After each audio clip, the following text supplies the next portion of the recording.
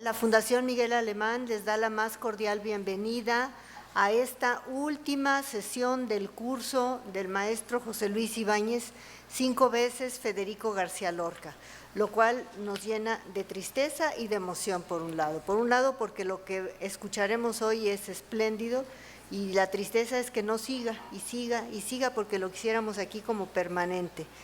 Pero bueno, esta quinta lección se llama De Fernando del Paso, La muerte se va a Granada, obra teatral, producción de Conaculta de 1999.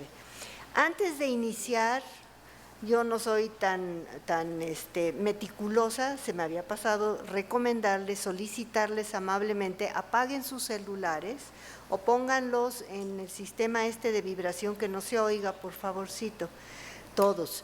Y en la sesión de hoy, como es la última, siempre ofrecemos un vino de honor al final. Entonces, hemos acordado con el maestro que se va a dar el curso corrido sin interrupción de recreo.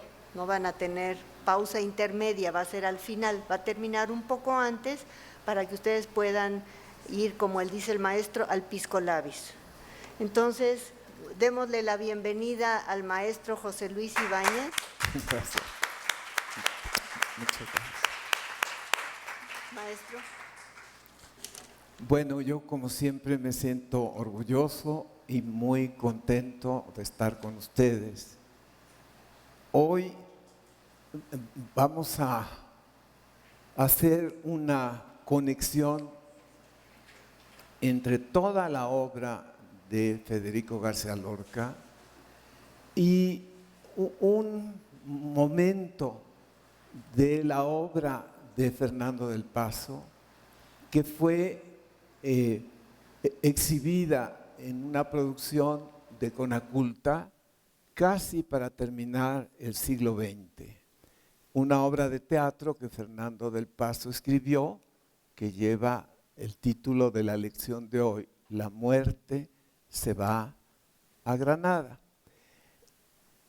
Hoy, curiosa y muy típicamente, como pasa en México con la distribución de los libros, si ustedes llegan a una librería y piden la obra, el texto de la obra La muerte se va a Granada, que se publicó en esos últimos 5 años del siglo XX y se representó también en esa década al final, van a tener la respuesta irritante de que todo lo que van a buscar a una librería se topa con la frase está agotado, no lo tenemos. Y como está agotado, no se lo podemos encargar. Y entonces dice el comprador, ¿y qué voy a hacer? Bueno, pues entonces yo estoy consciente de que es una ironía que justamente cuando Fernando del Paso es más célebre que nunca y cuando en años recientes ha sido elegido como Premio Cervantes, que es el premio literario más importante de toda nuestra comunidad en español, entonces esa obra de Fernando, la única obra de teatro que se ha estrenado en formal producción, porque así lo determinó lo que ya ahora es un nombre del pasado, Conaculta, en favor de la creación de la reciente Secretaría de Cultura. La persona de Rafael Tovar, recién también lo perdimos. Rafael Tovar le dio el apoyo a la obra de Fernando para que tuviera una producción de primera, como la tuvo. La presentamos en el Teatro Helénico y tuve el honor de ser el director de esa obra. Por eso traigo mi propio testimonio de que, como pasa con las obras en general de Fernando del Paso, ninguna repite una fórmula que ya él haya usado en el pasado, sino que cada paso de su obra literaria es, como en el modelo de García Lorca, diferente de la obra anterior. Pero hay una diferencia muy espectacular entre los dos.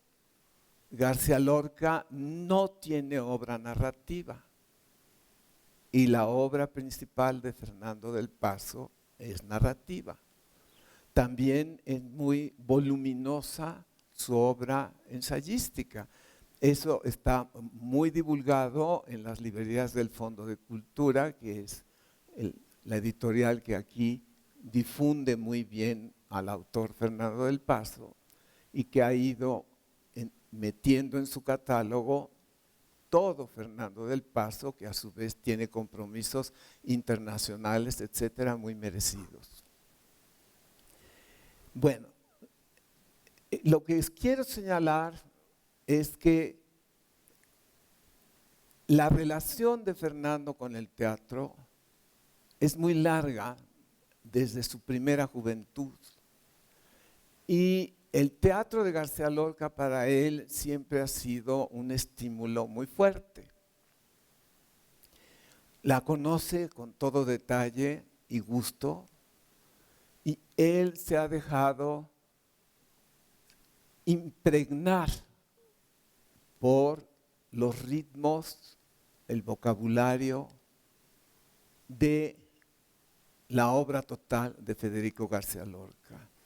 Pero Federico García Lorca murió en el año de 1936 y había nacido en el año de 1998.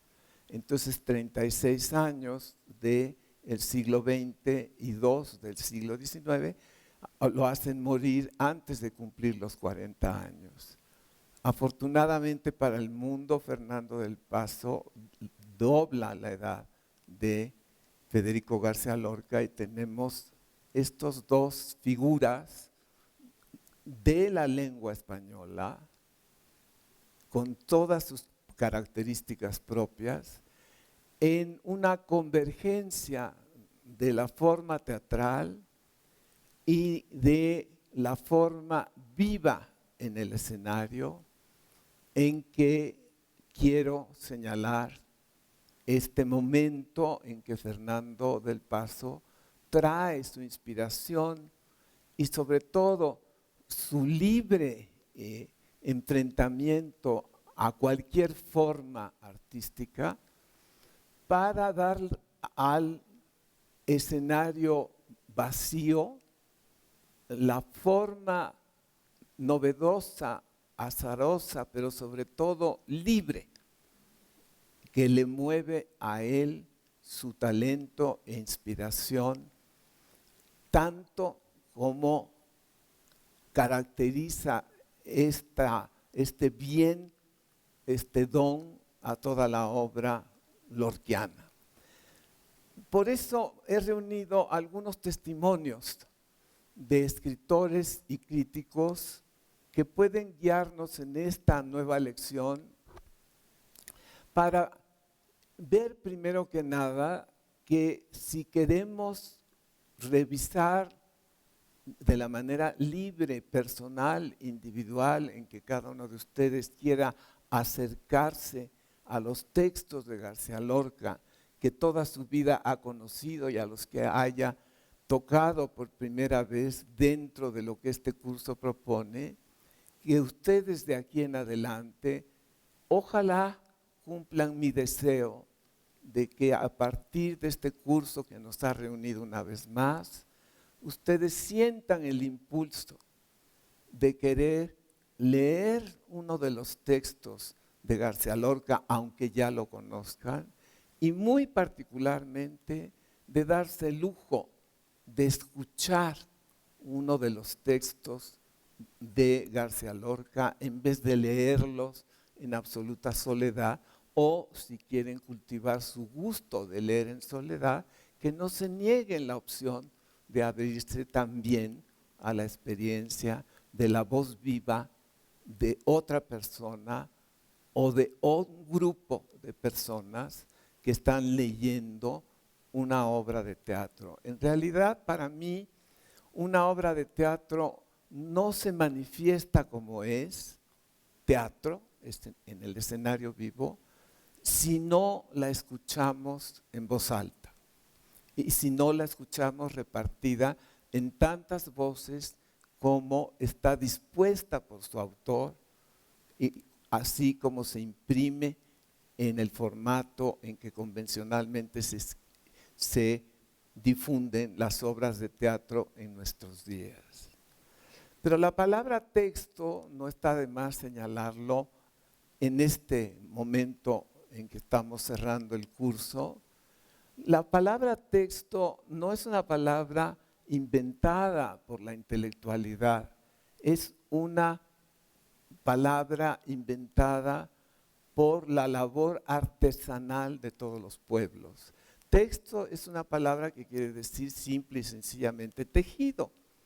Y cualquiera que ha tejido o ha visto tejer en su vida, sabe que un texto es ese tejido sujeto por un marco que es lo que llamamos un telar, a veces portátil, a veces no, y que ha llegado a desarrollar en tal magnitud en el mundo civilizado esta labor originalmente artesanal hasta crear una industria que por eso se llama la industria textil, otra variación de la palabra tejido.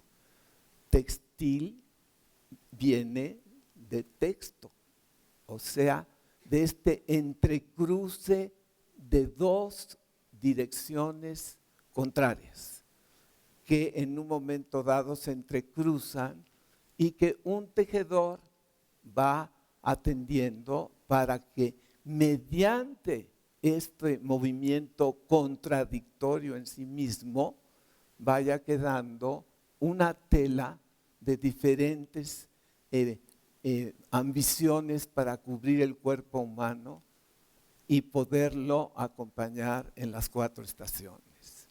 Entonces, son las mujeres las que resultan las más naturalmente aptas para tejer primero con las manos, en todas las variaciones directamente con las manos, y gradualmente ir pasando esta labor a estos telares, de donde los literatos e intelectuales después encuentran analógicamente todos los motivos para llevar a la vida literaria, la intelectual, una palabra que antes que nada es labor elemental para cubrir nuestros cuerpos, texto. Pero también es muy aleccionador el ver que sin dos orientaciones contrarias no hay texto, ni artesanalmente ni intelectualmente. Y que esta ambición que en ciertos ratos de la historia de la literatura se hace más aguda, de declararle la guerra, la sociedad, a las obras que están hechas de ambigüedad, contradicciones, oscuridades, cosas que no son un solo sentido. Hay ciertas épocas y ciertos grupos que no quieren reconocer este poder creativo de las líneas contrarias que justifican esta vida artesanal que tienen las dos fibras y que en sus dos movimientos contradictorios por naturaleza reciben dos nombres que también la literatura después adopta para fabricar su mundo de ficción en los momentos, sobre todo de la literatura narrativa. Estas dos palabras quiero dejarlas en la atención de ustedes ahora para que no las desconecten de sus orígenes. Una se llama urdimbre y se corresponde con el verbo urdir. Y la otra se llama trama. Y todos usamos inconsciente, ya mecánicamente en nuestra conversación, las dos palabras, urdir y la otra, tramar, ¿sí? Pero para referirnos a una conspiración o a el acto de emprender una narración, el acto de escribir, de estar desarrollando una narración. Regreso entonces a la fuerza esencial de la que depende el quehacer de un texto, sea literario o sea artesanal, para mantener la vida diaria y la supervivencia de los hombres, que es más o menos lo mismo. Es esta fuerza de lo contradictorio y que es la base de lo expresivo. Pero también, porque quiero señalarles que si algo es esencial a la vida escénica de eso que llamamos drama, es precisamente que en tiempo de los griegos, Aristóteles fue usando la palabra drama, que es casi idéntica a la palabra trama, para señalar que si no hay conflicto, no hay drama. Y que drama y conflicto, o sea, contradicción, es fuerza sobre la cual descansa todo edificio teatral que aspira a ser texto dramático. Ahora bien, él también señala, esta contradicción puede tener dos clases de efecto, y él lo medita y es el primer crítico que se detiene a explicárnoslo con cuidado. Depende de la reacción del público y de cuánto se conmociona o no con este conflicto que hay en el escenario, para clasificar una obra como comedia o como tragedia. Si es tragedia o si es comedia, de todas maneras tiene en común ser dramática por contradictoria, pero los efectos de esa contradicción no son siempre idénticos. Y esta es la diferencia que después arraiga en el uso la distinción tragedia y comedia. La tragedia es la obra que, traducido literalmente el término griego, ya lo he dicho aquí, pero vale la pena repetirlo, no es suficiente con decirlo una sola vez. Tragedia es una obra que nació, un término que nació del sacrificio ritual de un chivo que expía las fallas, las faltas, los abusos de un hombre en relación con la propia sociedad a la que pertenece, incluyendo su familia. Y cuando corre la sangre por las luchas familiares extremosas y las pasiones de los hombres determinan esta violencia en la acción dramática de la obra, no es suficiente esa violencia para que se cumpla la tragedia. Se fue ya regresó la voz. Gracias. O sea, que no porque corra la sangre en una obra ya estamos en un efecto trágico, dijo Aristóteles. El modelo que quiso decir Aristóteles, tomen en cuenta para que sepan de qué estoy hablando, es la famosa obra griega de Sófocles que se llama Edipo Rey. Yo voy a tratar de hacer un resumen muy breve de cómo está estructurado este modelo que Aristóteles nos pide que tomemos en cuenta y que vale la pena hacerle caso a Aristóteles. Edipo es una figura que el público griego veía salir de la puerta central de un palacio y decir desde ahí, desde esas alturas, ante un público muy numeroso como hoy lo sería en un estadio de fútbol o en una plaza de toros como la México gigantesca. Ciudadanos de Tebas, mediante la información que vamos recibiendo directamente del personaje que habla, vamos armando nosotros nuestra propia trama, o sea, urdiendo y tramando el hilo de toda la obra teatral antes de considerar su efecto. Escuchen ahora, mediante el recurso de la información, cómo procede lo que finalmente va a ser un efecto trágico modelo. Ciudadanos de Tebas, dice, me llamo Edipo y soy el rey. ¿Qué más claro?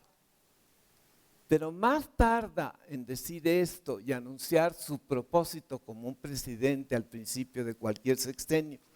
Yo me ocuparé de hacer en mis 6 años o en mi periodo, el que me haya tocado, voy a componerlo todo. Más tarda en decirlo que empiezan a venir frente a él todas las contrariedades que no lo van a dejar cumplir su promesa inicial.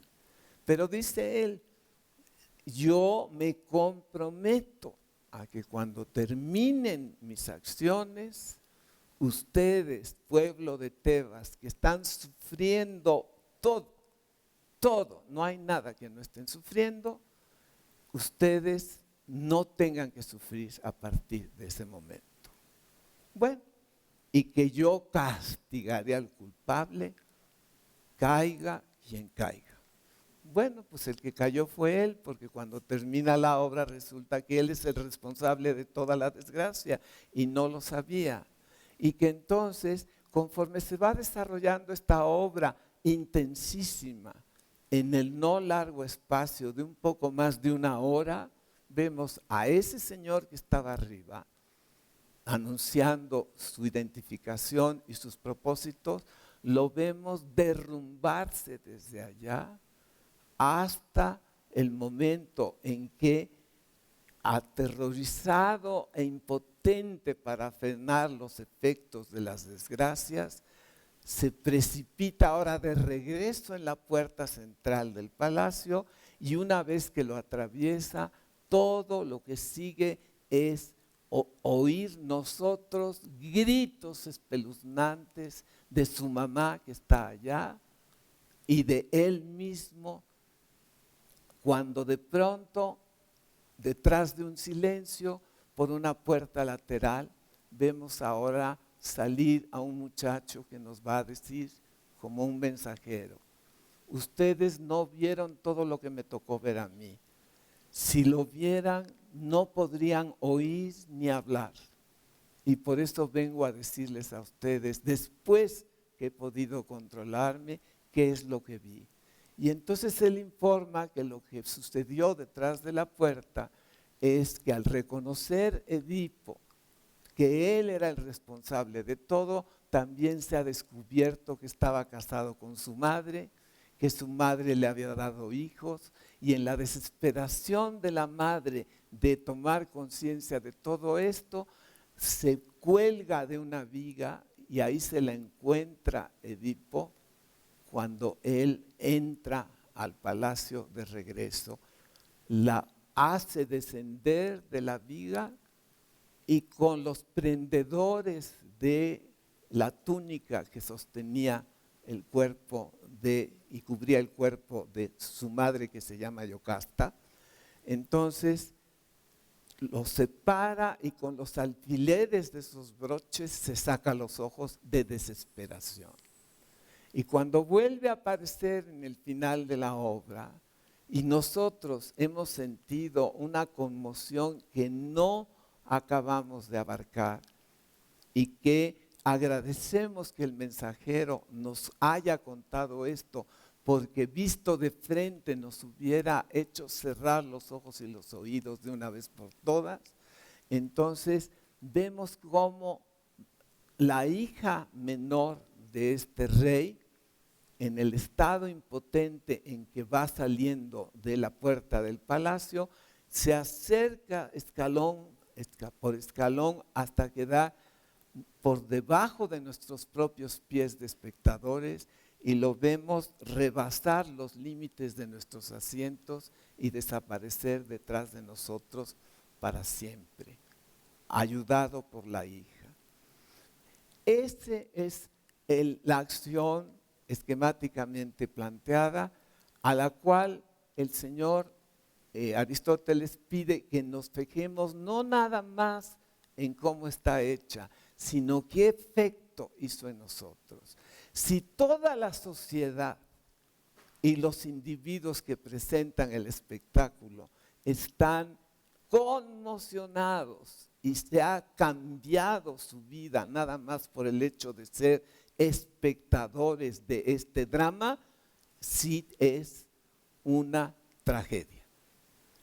Un personaje, un chivo expiatorio por todos los que estamos presentes, se ha sacrificado para que nosotros seamos los que ponemos el remedio y no uno solo de nosotros. Es toda una estructura social y artística que vale la pena seguir reconsiderando, sobre todo en los tiempos que estamos viviendo. Y entonces esta es una referencia que vale la pena ahora considerar frente a frente y en paralelo a través de las aguas del Mediterráneo, donde se presentó originalmente en el archipiélago de lo que hoy llamamos Grecia.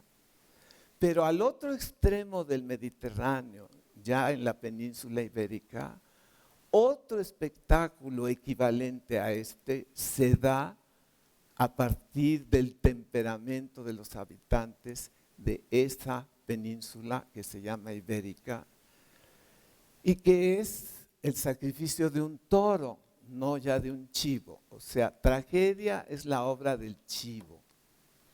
Pero hay críticos y escritores de la lengua española a los dos lados del agua, aquí en México, muy particularmente el poeta Tomás Segovia y el gran escritor Salvador Elizondo, los dos muertos ya.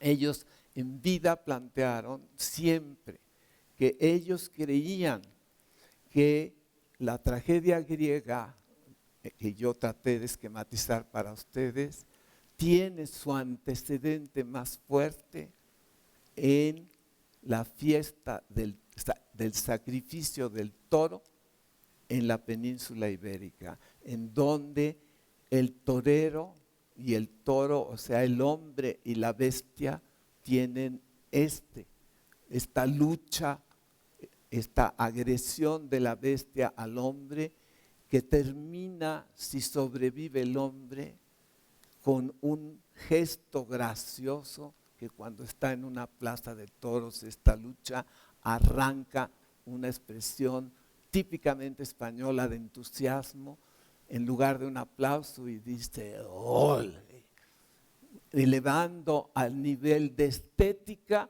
lo que empezó por ser la grotesca lucha entre el hombre y la bestia. Son experiencias muy importantes vistas por diferentes temperamentos en las mismas aguas del Mediterráneo a extremos distintos, pero que también nos permiten plantear el problema de los géneros dramáticos en dos polos opuestos, el español y el griego.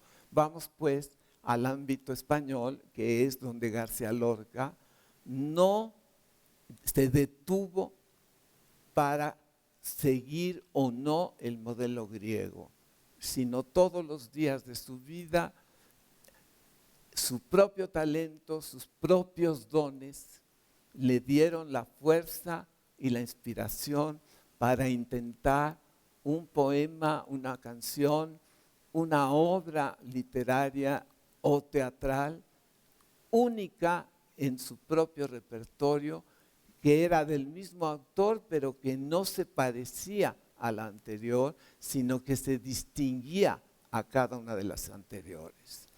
En el currículum del propio García Lorca, la última obra de teatro que él escribió fue La casa de Bernarda Alba.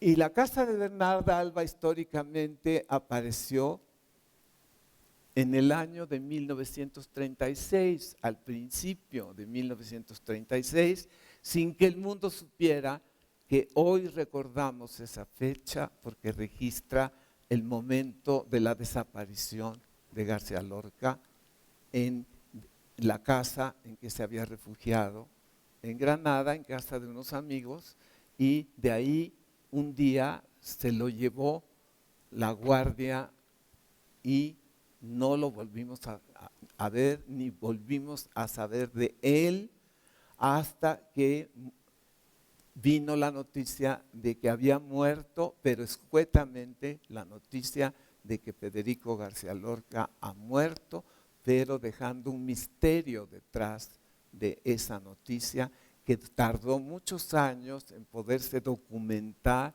hasta que recientemente un investigador muy tenaz que se llama Ian Gibson logró encontrar las pruebas documentales de cómo había salido de la casa que lo había refugiado rumbo al sitio del sur de España, en donde sería ejecutado junto con otros más perseguidos del régimen de Franco.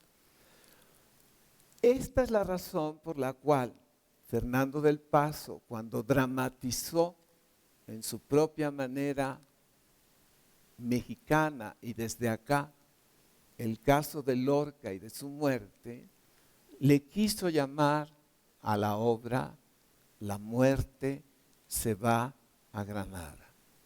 Pero aquí necesito referirme a otra obra ya no teatral, sino cinematográfica, que a mediados del siglo XX, justamente en los años de posguerra y a la llegada de 1950, la mitad exacta del siglo XX, le dio al poeta francés Jean Cocteau los recursos para producir una película que caló muy fuertemente en la imaginación de jóvenes, adultos y mayores en esos años vivos. Se llama simple y sencillamente Orfeo. Y es una película hecha sobre el mito, o sea, la ficción de el poeta Orfeo y su esposa Eurídice, que según también los griegos, un día se la llevó la muerte a los infiernos para que la muerte todas las noches a partir de ese momento pudiera seguir visitando al poeta Orfeo en la noche mientras él dormía, porque así fue como ella se enamoró de la muerte, se enamoró del poeta Orfeo. Y para eliminar a la esposa, que era Eurídice, y no tener rival y hacer lo que la muerte quería, no tener rivales en el amor por el poeta, la eliminó. Pero cuando Edipo se dio cuenta que su esposa no estaba en la dimensión de los vivos, y eso no lo pensó la muerte, la siguió sin saber a dónde iba a dar, hasta eso que se llaman los infiernos, antes de que los católicos monopolizaran esa palabra. Bueno, y entonces en ese uso de la palabra infierno, muchos años después el músico Offenbach compuso esa ópera que lleva el título completo de Orfeo en los infiernos. Se llama así por esto, porque Orfeo, en su necesidad de rescatar a Eurídice y devolverla a la vida, fue hasta lo más profundo de los infiernos, se enfrentó a las autoridades de allá y logró hacer un pacto. Y le dijeron las autoridades: sí, te vamos a conceder que la devuelvas a tu lado, pero con una condición, de que no podrás volver a verla directamente. De aquí en adelante va a vivir contigo, pero tú, cuidado con verla directamente, porque en ese momento desaparecerá irremediablemente. Ese mito lo contaron así los griegos, pero el poeta francés Jean Cocteau, digamos que con su imaginación, que no era nada manca, lo contó dos veces. Una en 1950 y otra en 1960. La primera versión sorprendió al mundo entero, no se la esperaba, y sedujo, y sigue siendo hasta la fecha, muy seductor como película. De manera que se puede, hoy sobre todo recientemente, verla ya restaurada, muy bien editada en video, y se puede comprar en una colección que está al alcance de cualquiera que la desee. Pero en 1960 él se sintió ya más cerca a su vez de su propia muerte, y él era también un poeta. Pero él tenía en ese tiempo pues una junta de amigos envidiable para todo el mundo, porque todos sus amigos eran celebridades de gran importancia en la historia de las artes, en toda la vida del mundo occidental, encabezados por Picasso y de ahí para abajo quien ustedes quieran nombrar. Y no solamente eran sus amigos personales, sino que aceptaron la oferta que les hizo él de firmar lo que se llamó finalmente el Testamento de Orfeo, entendiendo la figura de Orfeo como el nombre fingido del poeta Jean Cocteau. Regresando al mito griego, porque los mitos tienen la propiedad de que todos los días necesitamos contarlos como si nunca se hubieran contado. Esa es una prueba de que es un mito, es una ficción que diario se renueva en la necesidad de volverlo a contar. O sea que es absolutamente inútil comprar un libro de mitología para no olvidarse de los mitos. Aunque tengas el mejor libro de mitología, no lo puedes leer por alguna razón y tienes que contar otra vez desde el principio la historia. Pero lo que no hemos contado es el final.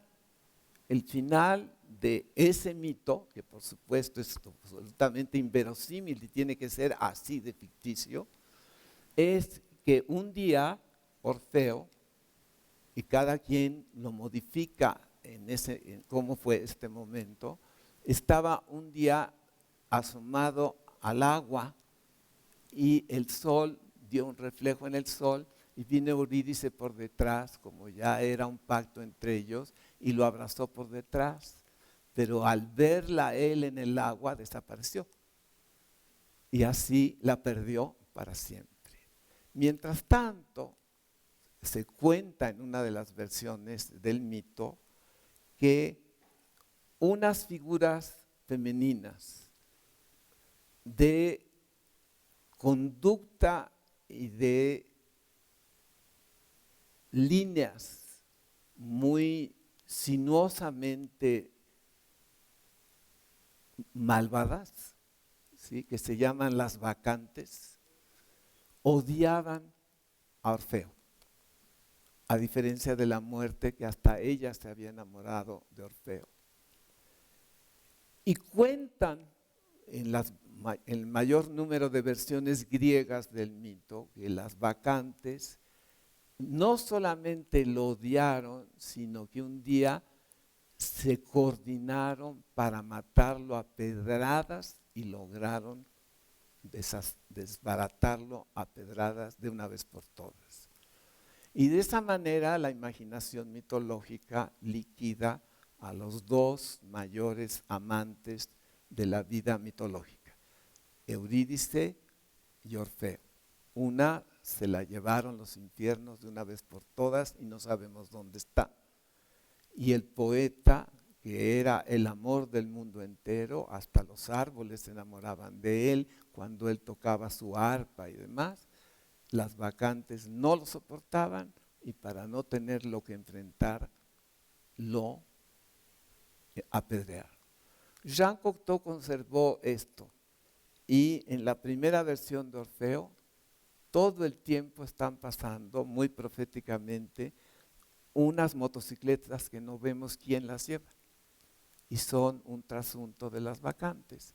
Y finalmente esas bacantes que a cada rato pasan por la imagen cinematográfica sin que sepamos ni siquiera quiénes son, entonces vienen a recoger el cadáver de Orfeo cuando entre todas las bacantes en un café armaron una gresca espantosa y lograron apedrear al poeta Orfeo de una vez por todas. Bueno, cada quien cuenta los mitos como puede y como quiere, afortunadamente, y los mitos se renuevan en cada nueva versión que se hace de ellos.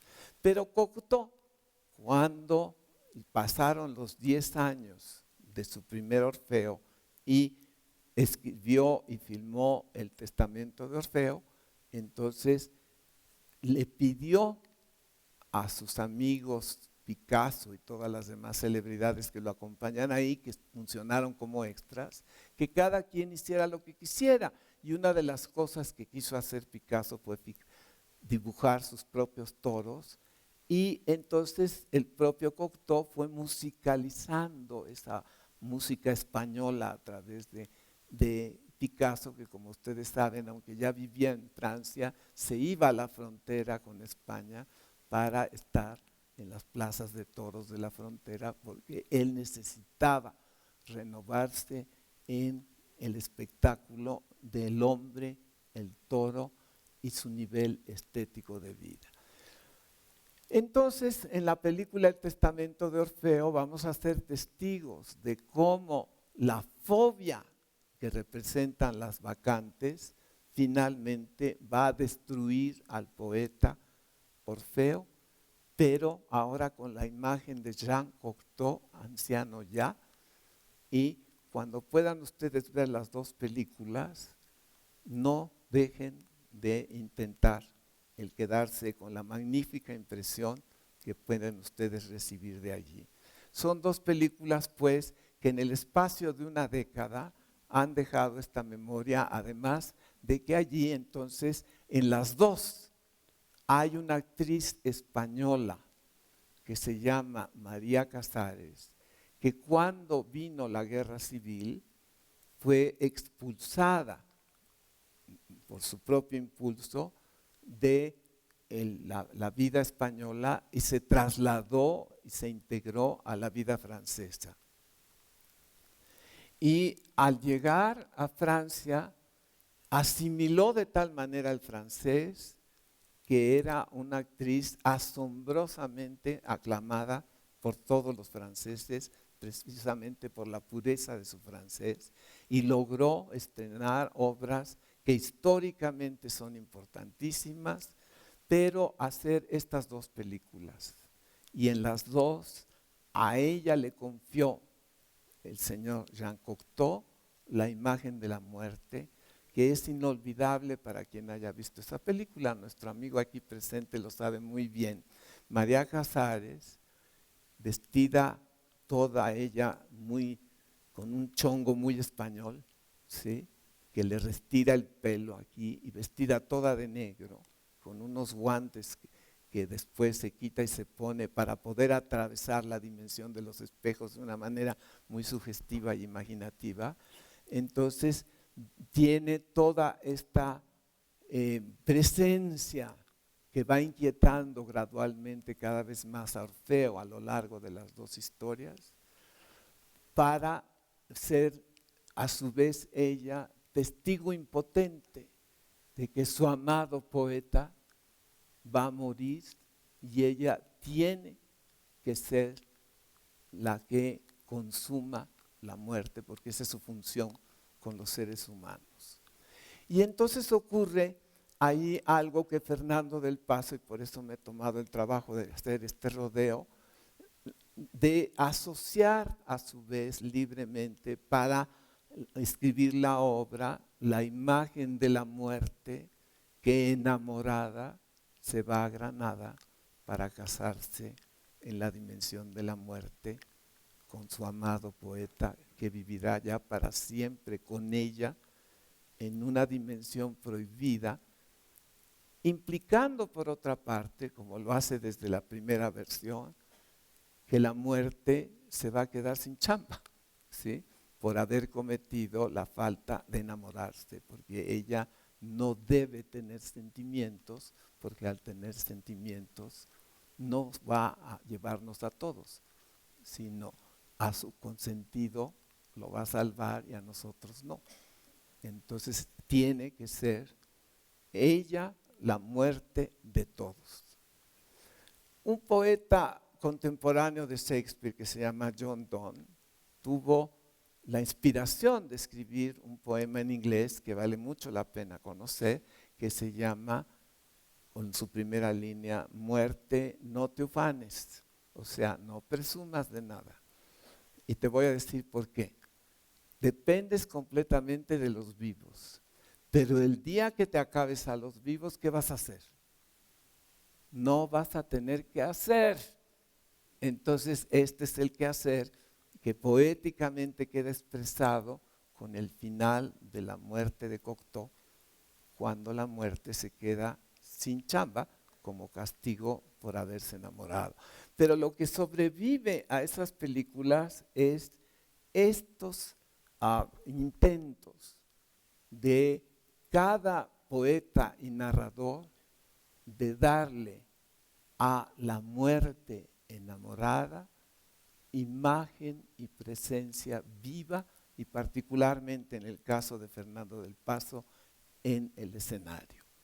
Bueno, ahora quiero pasar a decirles, para cerrar el curso, que he seleccionado unos fragmentos escritos por críticos mexicanos que están coleccionados en libros, unos escritos, publicados por el Colegio de México nuestro, y particularmente este libro que ya usé en el curso, que se llama García Lorca y México, en donde hay mucho coleccionado por el magnífico investigador Luis Mario Schneider, y que incluye, entre otras cosas, en las excelencias que tienen siempre los libros de Luis Mario, un momento en que podemos comprobar que al llegar a México la noticia de la muerte de García Lorca en 1936 suscitó el que don Alfonso Reyes y todos los autores que están aquí incluidos y algunos músicos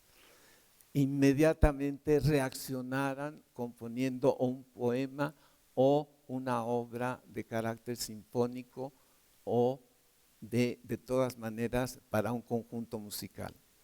Es el caso sobre todo de don Alfonso Reyes, que aquí aparece con un poema relativamente corto para el caso, para las circunstancias de la muerte, pero que se llama Cantata, y no está escrito para que se cante, sino es una cantata a propósito de la muerte de García Lorca, versificada por Alfonso Reyes. Lo pueden encontrar en las obras de Alfonso Reyes que están publicadas suficientemente, ahí no hay el problema de que alguna esté agotada. Nada más que lo que quiero mostrar de este libro es que al lado de la obra de la cantata de don Alfonso, cuyo poema es un poema de aproximadamente 3 páginas, nada más o menos de 3 páginas, en donde la voz del poeta ante la noticia de la muerte de García Lorca va diciendo ahora que lluevan las flores en las coronas que van a venir a la tumba como ofrenda floral, como es ritualmente una costumbre, tanto allá como acá y en todos los pueblos. Y entonces va nombrando todas las flores que van a caer sobre la tumba y al mismo tiempo que las va enumerando, va ocurriendo el poema. Pero al lado de esto, Luis Mario supo colocar estas partituras que desgraciadamente quedan muy lejos de los ojos de ustedes, pero que están esperando que ustedes las puedan atender. Porque algunos de los grandes músicos de México, incluyendo a un orizabeño muy distinguido que se llamaba Salvador Moreno, escriben una partitura para ejecutar una obra musical conmemorativa de la muerte de Federico García Lorca. Y uno de ellos es Silvestre Revueltas, el otro es Salvador Moreno, y así Carlos Chávez y muchísimos más que están aquí y que para quienes saben leer música y tocar algún instrumento, aquí pueden tener su propia música, ¿sí? Todo esto a su vez ha llegado a estar grabado, pero no sabemos todos en qué etiquetas y demás se puede tocar o escuchar. Junto con esto les traje a enseñar un disco compacto que está al alcance de todos siempre y cuando se lo pidan a la UNAM y no a otras compañías. La UNAM lo editó y se llama España en el corazón e incluye una verdadera pléyade de artistas, empezando por Vicente Rojo, que están todos enumerados aquí, y voy a tratar de leer esta letra minúscula porque ya ven que ahora el problema de los discos compactos es que a diferencia de los vinilos, como les llaman ahora, tenían unos folletos con letra suficiente para cualquier edad, y ahora nada más es para estos pues que tengan los ojos muy nuevos, aunque eso somos testigos de que se acaban lo más pronto posible. Bueno, pero España en el corazón reúne la voz y los textos de Max Aub, de Pedro Garfias, de León Felipe, de Rafael Alberti, de Luis Cernuda, de Ramón Xirau, de Concha Méndez, de Luis Ríos, de Angelina Muñiz Huberman, de José de la Colina y finalmente de Roger Bartra. Es un tiempo total de 1 hora y 7 minutos. Las voces son de los autores y el disco lo editó la UNAM bajo la iniciativa y la dirección de Ignacio Solares, que lo presenta con estas palabras que quiero leer para ustedes. España en el corazón es un tributo a los republicanos españoles que escaparon del fascismo y que enriquecieron nuestra vida cultural, social y política, marcando un hito en nuestra historia. En este disco hemos reunido a los autores del exilio español que a lo largo de los años han sido grabados en la colección Voz Viva de México, desde Max Aub, fundador de la serie, hasta los autores contemporáneos. Todos ellos forman parte de la vida cultural, tanto de México como de España. Sería imposible separarlos. Así, agradecemos a los poetas, filósofos, pensadores y científicos, hombres y mujeres, ausentes y presentes, el haber contribuido a darle un rostro moderno y diverso a la Universidad Nacional Autónoma de México y por lo tanto a nuestro país. Si España nunca volvió a ser la misma después de la Guerra Civil, tampoco México volvió a ser el mismo. La historia plena de paradojas quiso que los países latinoamericanos y de manera muy destacada México recibieran a la gran mayoría de los refugiados. Hoy es fundamental escuchar las voces de los que ya nombré: Pedro Garfias, León Felipe, Luis Cernuda, Ramón Chirao, Concha Méndez, Luis Ríos, Angelina Muñiz, José de la Colina y Roger Bartra, para comprender que merced a las armas de la poesía y la imaginación, la conquista devino seducción mutua, y para aprender que nuestra patria verdadera, nuestra patria grande, es el lenguaje. Bueno, así es. Sí, yo creo que merece un aplauso, sí. Sí. No se lo aguanten. Bueno. Y aquí, repito, es un disco de la colección ya enorme, por fortuna, que se llama Voz Viva de México, ¿sí? Apunten que se llama España en el corazón, de la serie Voz Viva de México, y las tiendas de la universidad les darán lo que ustedes buscan. Bueno, ahora les quiero dar, editado por el Colegio de México, un fragmento escrito originalmente por Antonio Alatorre. Y Antonio Alatorre nos dice de García Lorca estas palabras que figuran aquí en esa colección de ensayos suyos de crítica literaria compilados por el Colegio de México.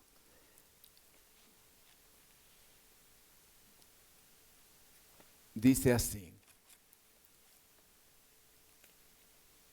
García Lorca, Lope de Vega, es el otro, genios de la poesía que no pueden tocar nada sin hacerlo reverdecer y florecer. Cuando vuelven los ojos hacia la poesía del pueblo, saben encontrar en su tradición lo más hermoso y saben renovarlo dentro del mismo espíritu con primores insospechados. Así, el estudio de la tradición poética folclórica es un tesoro que todos que merecen nuestra más cuidadosa atención, ¿sí?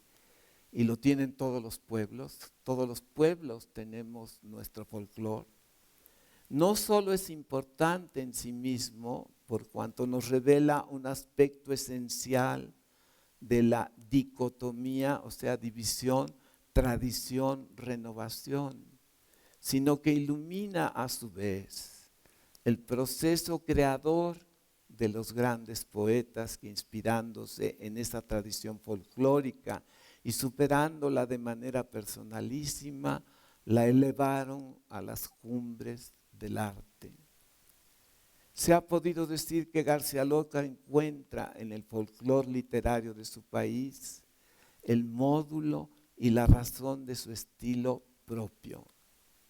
En muchísimas imágenes, en versos, en poemas enteros, García Lorca parte de canciones tradicionales, pero estas le sirven de materia prima para dar expresión a su propia visión de las cosas. La cita puede ser textual y entonces el contexto es el que le confiere un nuevo sentido. Otras veces el cantar se alude o insinúa de manera directa o velada, o bien se confunde y esfuma con los elementos surgidos directamente de la fantasía del poeta. Y también crea García Lorca nuevos cantares populares de una hermosura extraña y misteriosa. Viene una cita seleccionada por Antonio mismo: herido de amor, huido, herido, muerto de amor.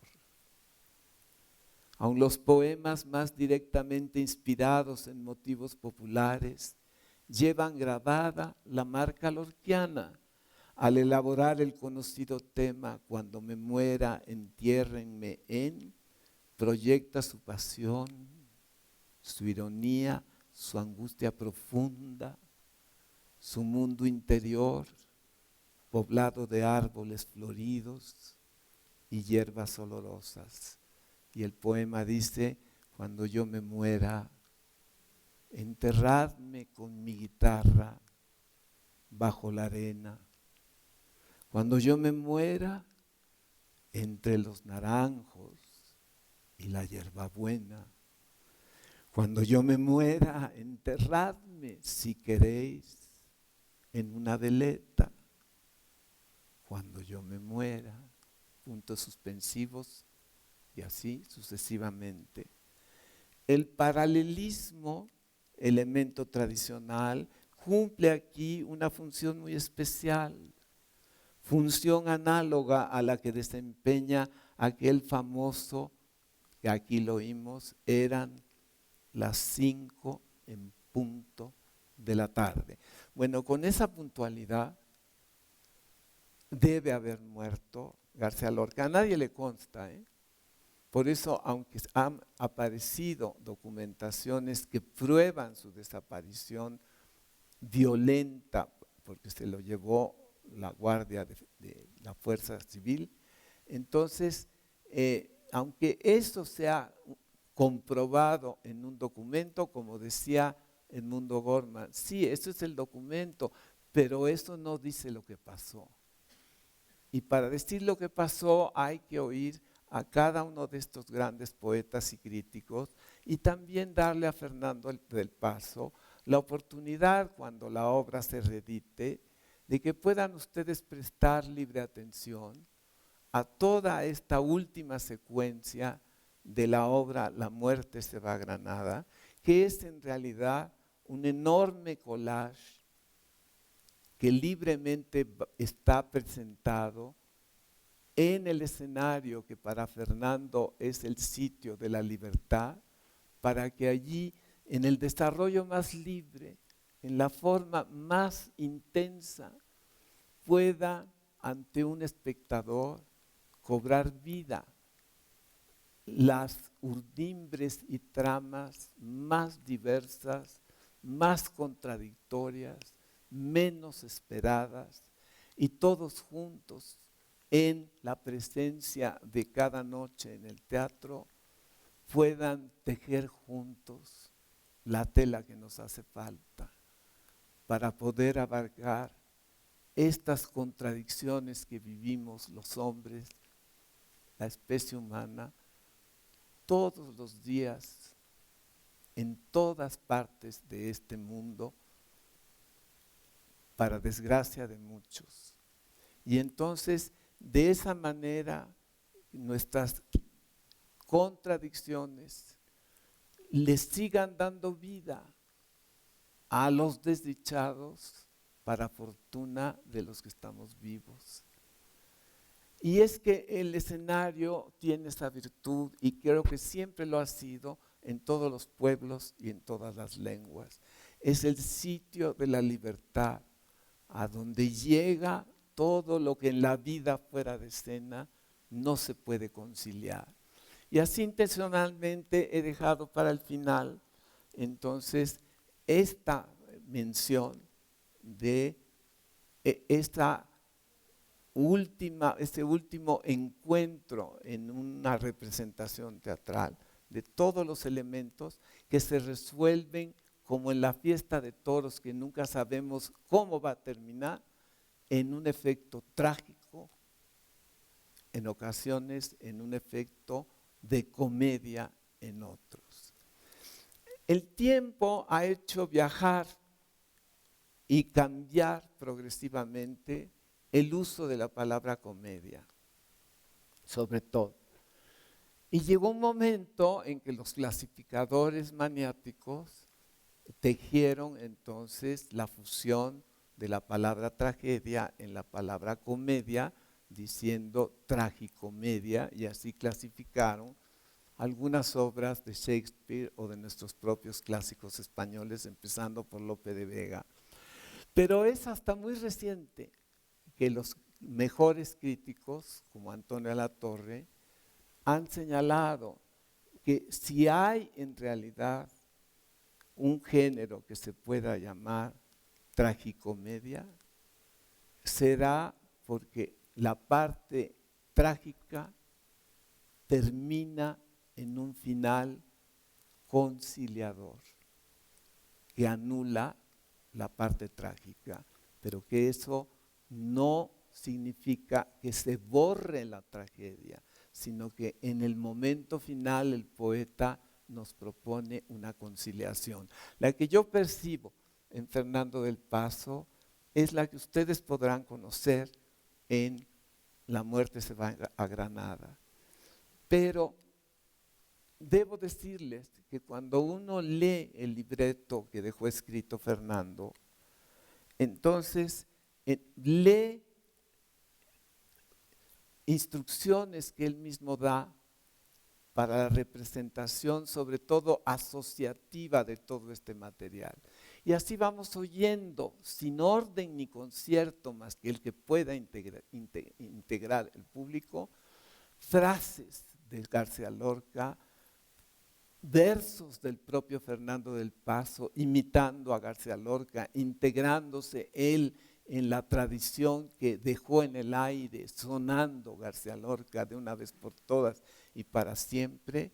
Y cuando uno termina la obra, va a tener oportunidad de ser testigo del momento mágicamente concebido por Fernando, en que la imagen de la muerte enamorada viene a escena y llega al centro del escenario para casarse con García Lorca en unas nuevas bodas de sangre, para dejar una casa de Bernarda Alba, o sea, blanca, conciliadora, española y viva.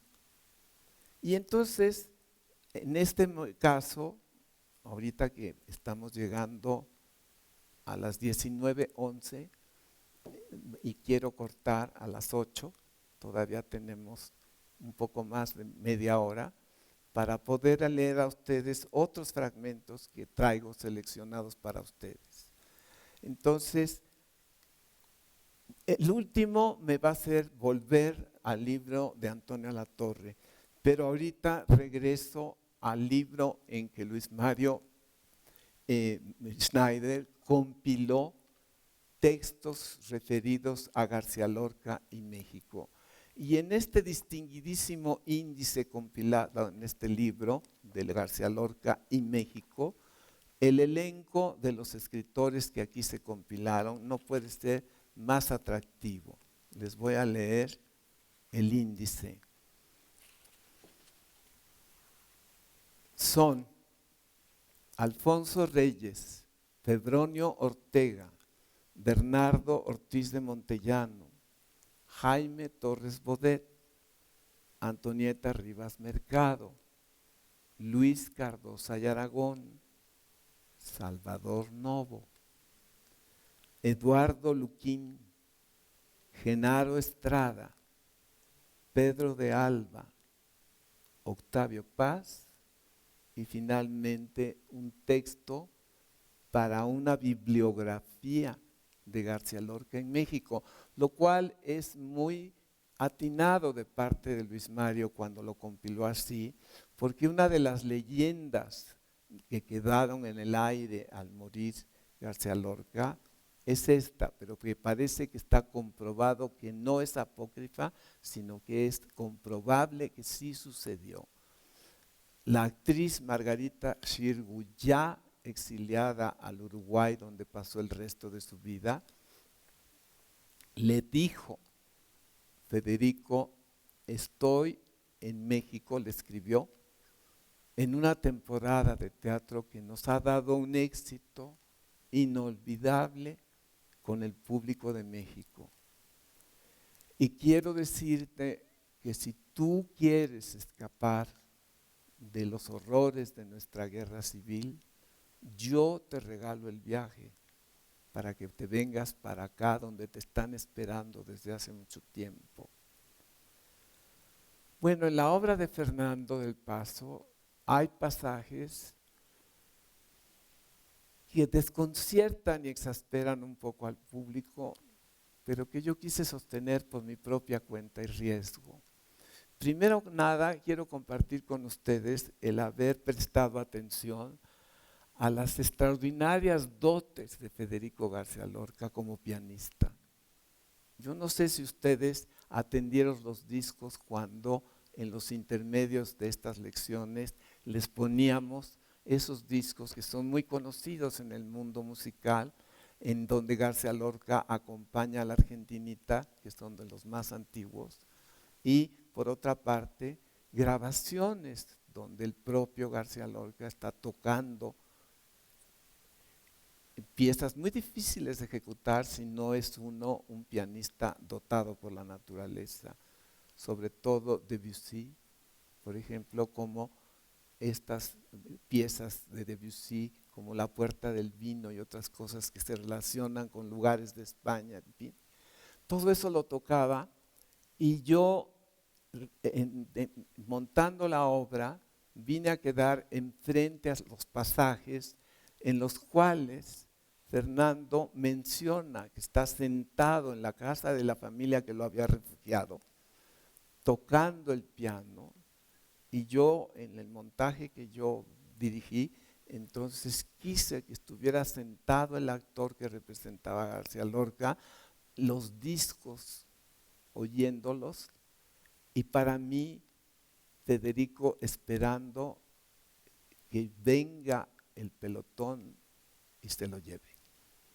En el fondo, él humanamente va a defender de eso y va a decir, ustedes no me pueden tocar a mí porque estoy en una casa sagrada. Es más, esta casa de mis amigos está en ella, hay 2 hermanos, mis amigos, que se apellidaban Rosales, que son miembros del gobierno de Franco, ¿sí?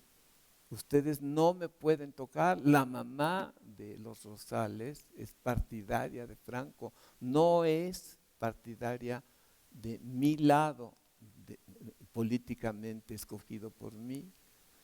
Pero él no quería batallar, él quería dejarse llevar por sus impulsos poéticos, pero como ser humano reaccionaba al momento, y si alguien nos ataca, nos defendemos. Se quiso defender y simplemente motivó que se lo llevaran más violentamente, pero él siempre con la esperanza de regresar. Es una equivocación, han dado una orden que no era para mí, se han equivocado, me están llevando.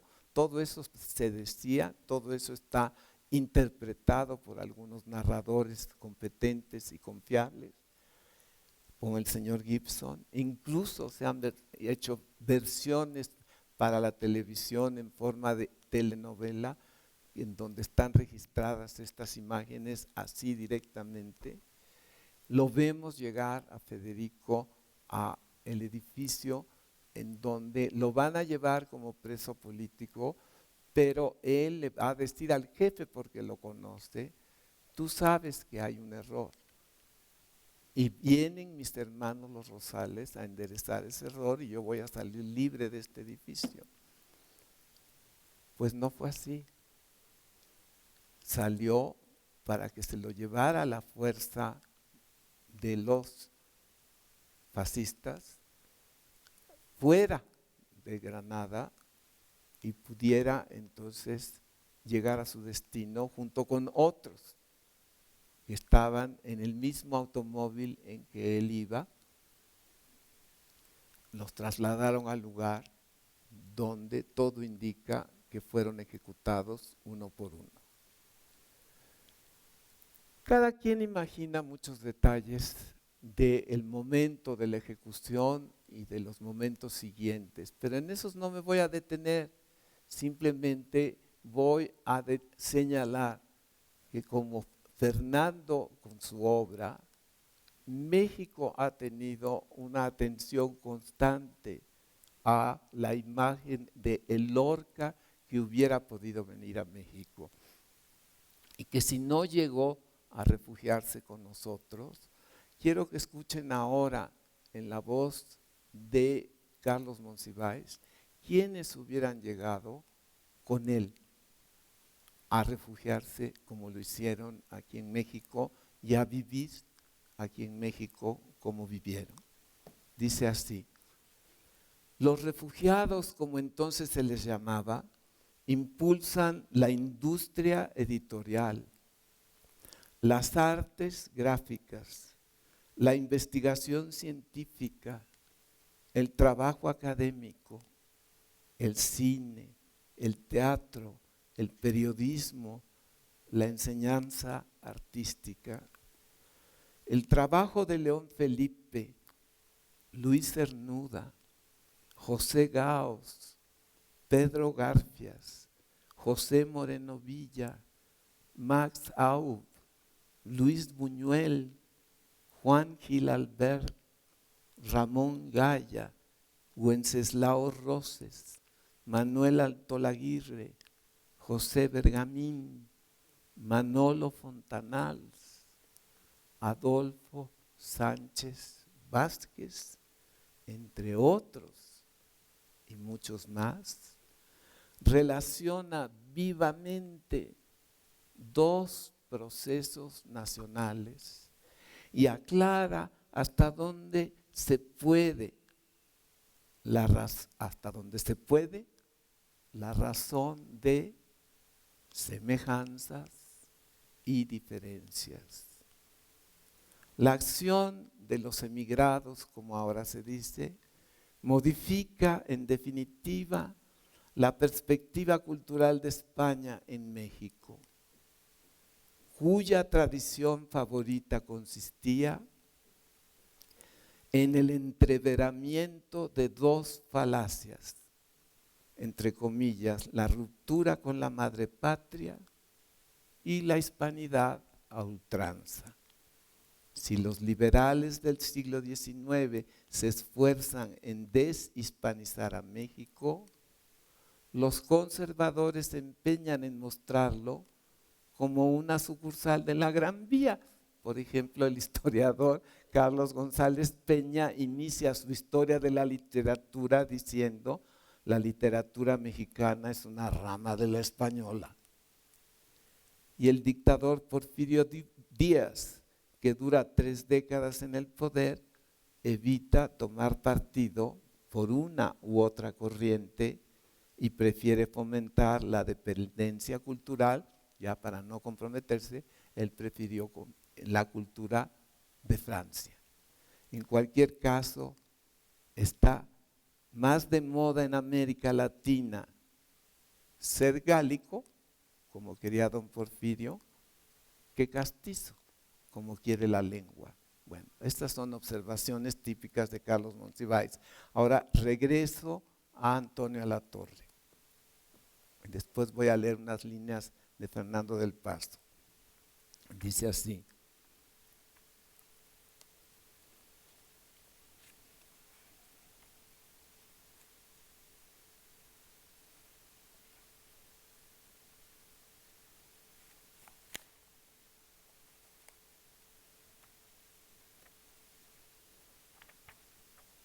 estaba yo en la página 40-41 y se movieron todas, pero eso siempre pasa.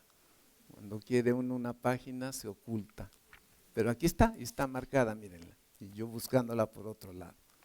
Y dice así: recuerden, es muy atinado de parte de Antonio poner a Lope de Vega en paralelo con García Lorca. Realmente Lope de Vega es autor inconmensurable. Federico García Lorca tiene una obra en sí misma muy mínima comparado con Lope de Vega, pero también Lope de Vega murió lo doble del tiempo que García Lorca, que murió exactamente a la mitad de la vida de Lope de Vega. Lope de Vega murió a los 75 años.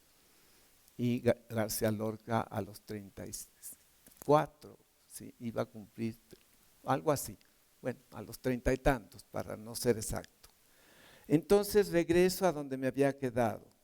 El paralelismo tradicional, elemento tradicional, cumple aquí una función muy especial, función análoga a la que desempeña aquel famoso eran las 5 en punto de la tarde, cuando llegaron por Federico, se lo llevaron y ya no volvimos a saber directamente de él.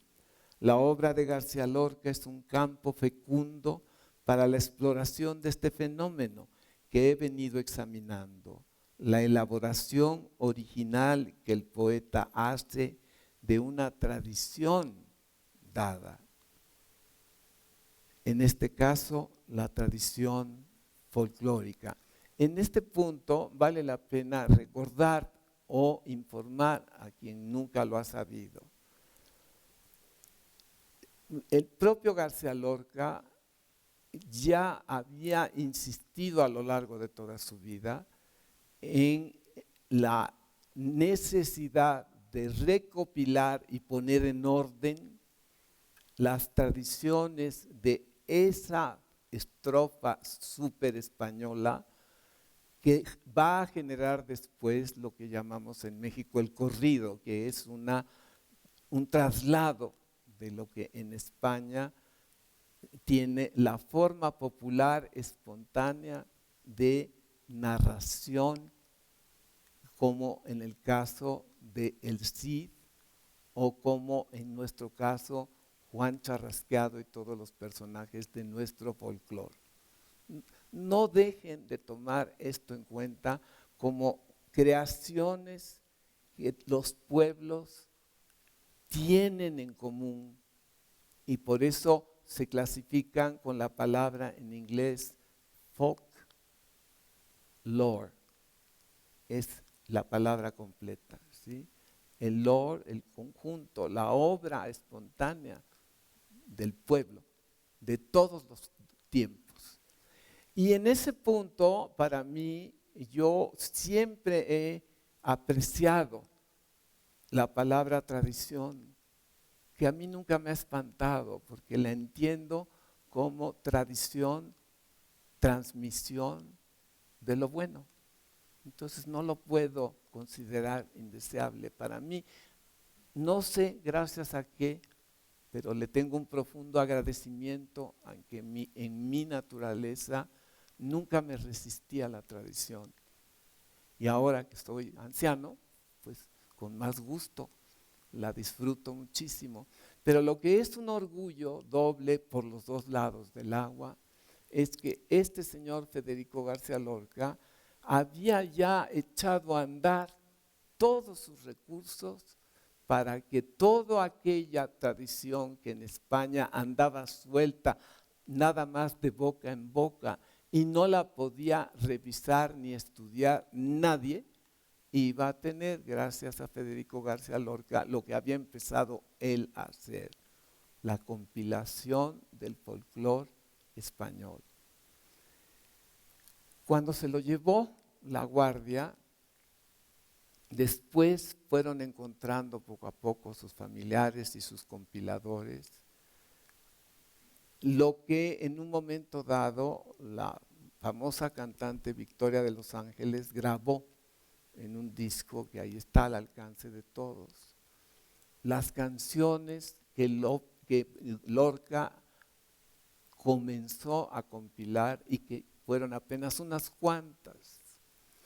Esta es la obra, el hecho de recopilar toda esta tradición que después, conforme creció aquí en México, la que sería nuestro orgullo nacional mexicano y que lleva el nombre y está vivísima de Margit Frenk, que en un tiempo fue esposa de Antonio Latorre y que con ellos juntos hicieron una familia con 3 hijos que ahora son gente madura. Margit hizo todo esto no solamente por influencia de Federico García Lorca, sino porque ella desde muy joven estudió bajo la atención y la influencia de don Ramón Menéndez Pidal, que era el filólogo de filólogos de su época y que la formó a través de sus libros, sus propias investigaciones. Y hoy Margit logró lo que hubiera querido lograr Federico García Lorca en su tiempo, pero que no se pudo. A Margit le llevó toda su vida. Margit es ahora, está en sus 90 y tantos años, sigue viva, activa, lúcida, admirable como siempre lo ha sido y todos los días da algo más. Pero ahora tiene una actividad absolutamente gloriosa dentro de la Facultad de Filosofía y Letras. Una vez a la semana da una lección sobre el Quijote. Y ustedes que no pueden ir a esas lecciones prodigiosas, pueden sin embargo comprar los libros de Margit. El Fondo de Cultura editó en 2 volúmenes de este grueso toda la compilación maravillosa que hizo Margit. A su vez ya había hecho, cuando ella estaba en el Colegio de México, en su cuerpo de investigadores, ella todos los fines de semana se iba a recorrer todo el territorio nacional con una grabadorcita a grabar y a grabar y a grabar todo el folclore mexicano. Y editó en 5 volúmenes que ahí están en el Colegio de México todas las canciones que folclóricamente cantamos los mexicanos en toda la extensión del territorio nacional que quedó cuando nos expropiaron los americanos la parte de arriba. Es emocionante eso, y yo los menciono, tanto el trabajo de Margit como lo de Antonio por el suyo, para completar con el caso de Fernando y toda su obra, ¿sí?, esta mirada de ellos a la relación entre lo de allá y lo de acá como una unidad de lenguaje, como lo plantea Ignacio Solares en el disco. Es la lengua lo que nos unifica y no la documentación, ¿sí? La lengua, que es el organismo vivo, ¿sí? Y la lengua siempre está cambiando y no reconoce fronteras. Se habla en toda la extensión. Esa es la razón porque lo que en un tiempo fue la lengua de la región de Castilla, pronto, en la medida en que España se volvió el imperio dominante del mundo conocido de entonces, se volvió la lengua española que hablaron todos los súbditos de ese imperio y dejó de ser, pues, la Real Academia de la Lengua Castellana, se volvió la Real Academia de la Lengua Española, que quiere decir la lengua quizá más diversa de todas las que hay en el planeta. Y entonces tenemos también ese orgullo, es la nuestra. Entonces, ojalá que en lo que compartamos de la vida que sigue, se incluya en ustedes el deseo de palpar cómo son estos libros que hacen en su silencio estos nobles, increíbles investigadores para bien nuestro, de nuestras gentes, de los sucesores, de todos los que van a seguir hablando, diciendo, oyendo la lengua española.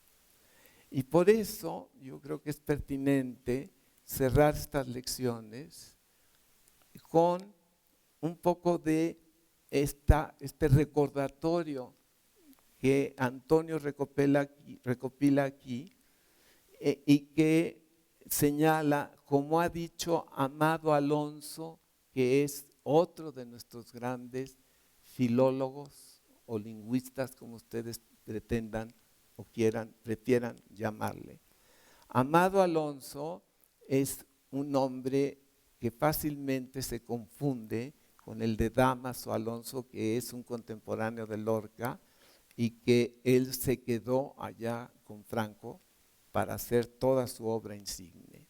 Amado Alonso no se quedó, se fue a refugiar a Buenos Aires y en Buenos Aires vivió el resto de su vida. Amado Alonso allá hizo muchos alumnos y esos alumnos después se conectaron con los mexicanos a través de dos hermanos que ya he mencionado aquí, que se llaman Raimundo y María Rosa Lida, que salieron de Argentina, se detuvieron aquí se quedó Ramón y se asentó en el Colegio de México. Y fue uno de los maestros de Margit y de Antonio Alatorre. Y María Rosa, la hermana, se siguió a las universidades de Estados Unidos, se casó, ¿sí? Y siguió escribiendo unos libros prodigiosos que el Fondo de Cultura y el Colegio de México mantienen al alcance de ustedes. Y de entre ellos, de los textos del gran maestro Amado Alonso, dijo los individuos más originales, si se les mira bien, resultan los más representativos de la vida circundante, no en lo contingente, sino en lo esencial. No hay estilo individual que no incluya en su constitución misma el hablar común de sus prójimos en el idioma, el curso de las ideas reinantes, la condición histórico-cultural de su pueblo y de su tiempo. Lo que por otra parte también hace que estos seres insignes, maravillosos, ganan por derecho propio la inmortalidad y que de esa manera terriblemente adversa a la voluntad de los tiranos, sus víctimas sobreviven en la letra escrita, que es lo que más temen las voluntades más despóticas, la letra escrita.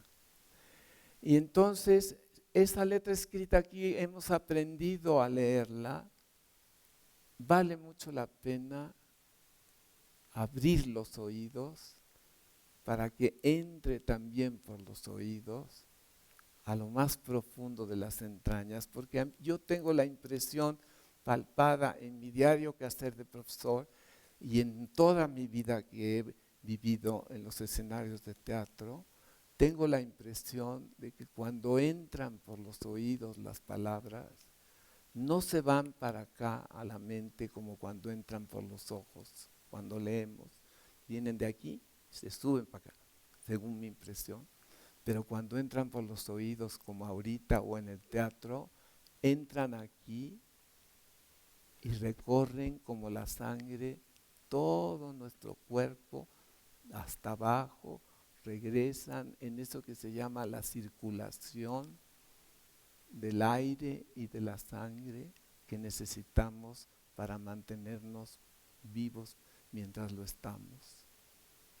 Entonces, esto es lo que yo he tratado de comunicar en este curso, y que es algo que con el tiempo he podido expresar esta noche, pero que me ha llevado de la mano mi vida entera. Compartiéndolo con ustedes es también como más se siente. Pero créanme que nunca he sentido más el privilegio de poderlo compartir como esta noche con ustedes. Oigo su respuesta silenciosa, regresa su respiración aquí y con toda humildad entra por mis oídos y está recorriendo ya siempre todo mi cuerpo.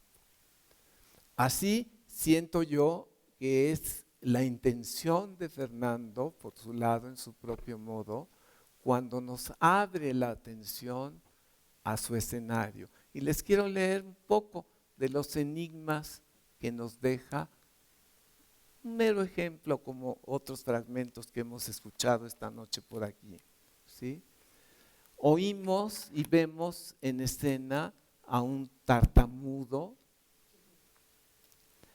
vemos a un señor que se llama Tres Castro, por tres, ¿sí? Bueno. Y después un bebedor, dos personajes que a mí siempre me han hecho mucha gracia, pero que quizá, como a muchos de ustedes, primero les resulten encantadores y después les tendré que decir qué animal repelente nombran. Se llaman las curianitas. Alguno de ustedes ha sido educado a la española y andaluza, sabrá que son las curianitas. Y no, ahorita yo les digo para prolongar el disgusto, pero con el nombre parecen dos hermanitas de lo más atractivas. Así entran a escena en esta obra. Pero ¿saben lo que son? Son dos cucarachas. ¿Sí? Nadie lo imaginaría, pero así es como les dicen en Andalucía y en el sur de Castilla. Curianitas. Las curianas o curianitas son las cucarachas allá en el uso del lenguaje de allá, y para nosotros, sin embargo, las palabras nos sugieren otras cosas. Pues aquí andan entre estos tartamudos y estos personajes lorquianos, dos hermanitas que están mencionadas como las curianitas. Pero de pronto va a aparecer esta figura de el verdugo que desde el principio de la obra de Fernando del Paso está presente en el drama. Cuentan que un oficial de la fuerza enemiga de Lorca tenía ya entre ceja y ceja decidido que él iba a ser el ejecutor que se encargara de matar a García Lorca. Y entonces lo seguía en viajes en tren, lo seguía por todas partes hasta que lo tuvo en sus garras. Se lo llevó en ese automóvil fatal, lo tomó frente a frente, Fernando se ocupa de esto en escena y lo ejecutaron. Y entonces aquí pide Fernando del Paso el momento para poderlo sugerir en el collage final de su obra.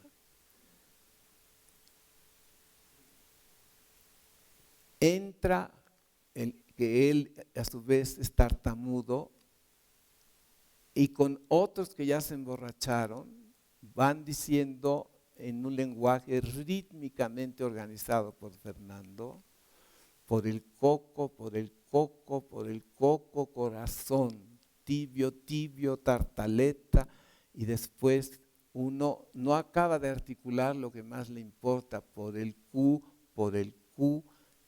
cascaliente, que te quemas, tartaleta, por el cuello, pépero, por do, por donde, donde, por el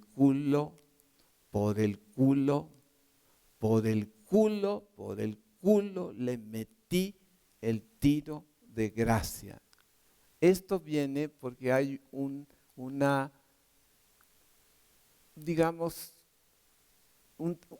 testimonio apócrifo, o sea, dudoso, de que llegó este verdugo y ya habían ejecutado a García Lorca, y entonces él dijo, tráigame una pistola, y a eso se debe este pasaje.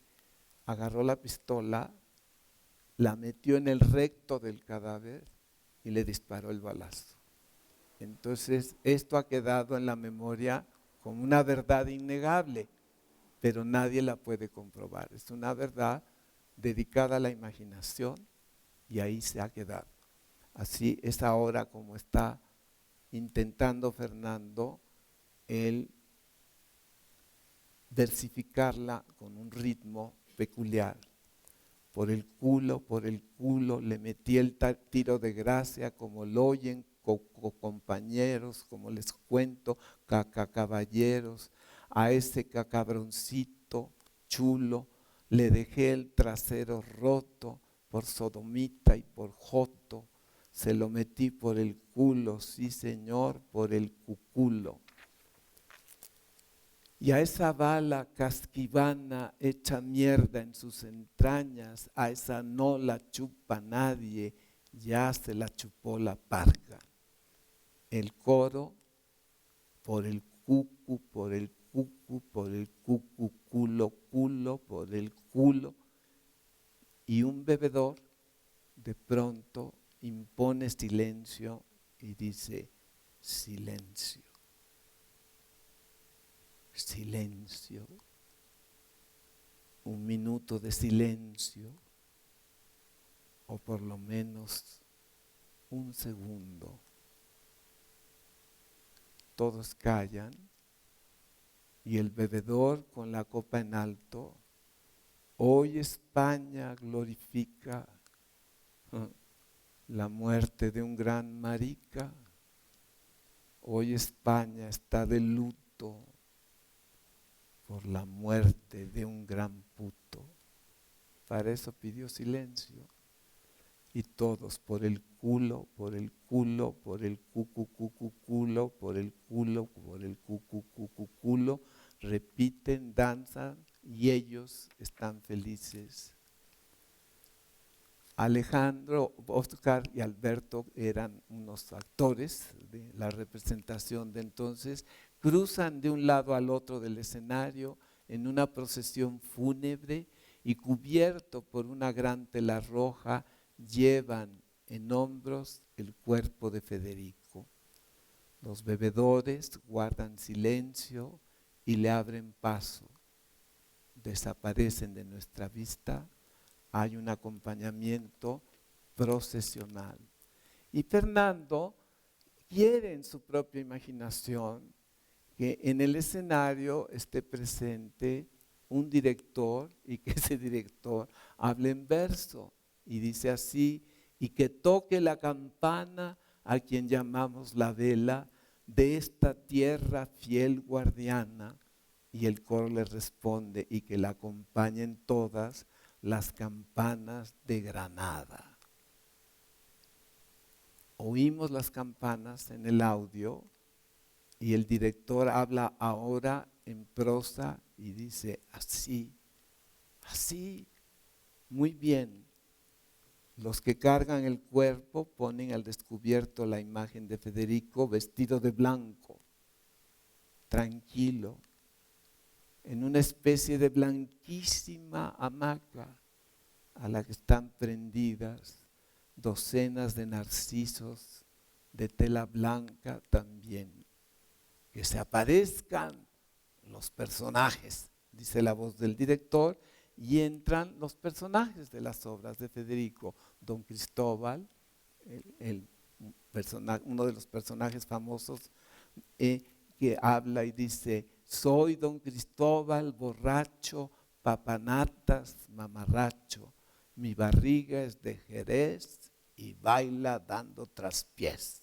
Director en prosa, ese no, traedme al espantacristóbales. Le traen al espantacristóbales y don Cristóbal se ahuyenta.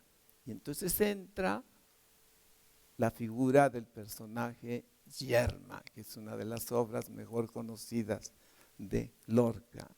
Entra Yerma de blusa y falda blanca con miriñaque y una máscara de pétalos de rosa, color de rosa. Y las tres lavanderas ahora vestidas todas de azul con sendas canastas de mimbre que les cuelgan del antebrazo izquierdo. Tanto ellas como Yerma mueven los brazos como si en ellos tuvieran a un niño y lo arrullaran. Yerma, la estéril, la que no tiene hijos, se acerca a la imagen de Federico y le dice, yo soy Yerma, estoy casada, hijos no tendré jamás, pero tengo a Federico para arrullarlo en el mar. Las lavanderas, que son el coro de Yerma, las lavanderas arrullamos así, las lavanderas arrullamos asá. Si mi niño llora, le voy a pedir al coco que venga, yo me voy a ir. En la escalera del agua, en la torre de la brisa y en los andamios del sol, nació una flor. Ahora habla en prosa. Si mi niño no se duerme, me duermo yo. Las lavanderas se quedan inmóviles y se oye en una grabación del audio las voces de un niño y de su madre que comienzan un diálogo escrito y que ya ha sucedido antes y que es entre Federico y su madre. Un día la mamá de Federico lo llevó y lo detuvo frente a una fuente y ahí el niño dijo estas palabras, ¿sí? Ante la fuente. Hay nada más. Son las sílabas que el niño recuerda y que aquí reaparecen sin más. Mientras el director en prosa dice, eso no, tráeme el espantasueños. Entonces salen Yerma, las lavanderas, se llevan la imagen de Federico, quiero a Federico despierto, reaparece cubierto por una tela roja, esta vez en una camilla, transportado por otros que lo instalan en el primer término del escenario, al centro, o sea, lo más cerca del público. Y dice el director, llegando hasta el cuerpo de Federico, todavía cubierto por la tela roja, y más que nunca, vivo. Hay este exorcismo, Federico resucita, y el director dice, traedme su corazón y que en su pecho palpite. Otro de los personajes trae en la mano el corazón y dice, corazón que late al ritmo y al brillo de tibio granate, soy el corazón del bate andaluz, pescadito rojo, transido de luz. Sale de escena, Federico comienza a incorporarse y dice el director, así, despierto y vivo, curado de todo mal. Entra un hada y dice, yo soy el hada preciosa, Federico ven conmigo, guía a Federico hacia un secreter blanco abierto con una silla enfrente, blanca también, hay un tintero y una pluma. Federico se sienta a escribir. En lo posible se recomienda asociar este pasaje con el de la Virgen de los Dolores en el acto segundo de la misma obra de Fernando. Y dice, curaré tu mal de amores con malvarrosa y tomillo y con jalea de membrillo curaré tus sinsabores. Oh niño de mis dolores, oh criatura de mis penas, con cumpleaños y verbenas yo curaré tus pesares, con licores de lunares y pomadas de azucenas. El director, bien, muy bien, el director que se aparezcan los otros personajes y entran entonces las dos curianitas, que dicen nosotros somos las curianitas, y la madre de bodas de sangre, que faltaba, con la cara manchada de rojo, dice yo soy de bodas de sangre, la mujer infortunada. Entonces Federico dice a mis amigos todos, a Jorge, Luis Cernuda, a Carlos, a Margarita, a Rafael Martínez Nadal, ¿cuántos Rafaeles? A Melchorcito, a Bergamín, a Jorge Salamea. Y dice el director, digo que Federico escriba que él estará siempre vivo en sus personajes. entran otros personajes como Mariana Pineda, quien no nos dio tiempo de estudiar, y con eso vamos a llegar al momento final. Me dicen que te diga, mi querido Joaquín, 2 veces amigo, mis queridos Sebastián Gasch, Pedro Salinas, Juan Ramón, que es Juan Ramón Jiménez, Cuantos Ramones, Emilio Prados, que ya lo presentamos, Pablo, Salvador y Ana María, Pepín Bello, Manolito Altolaguirre, el otro compañero que ya mencionamos y presentamos. Me dicen que les diga que estoy vivo, vivo en ustedes y vivo en todos mis amigos futuros y mis futuros lectores. El director aprueba esto y dice, es un poco cursi, pero aquí lo dice así. Y Federico habla y escribe en prosa, y que vivo estaré siempre en todos mis poemas y personajes, todos. Muchas gracias.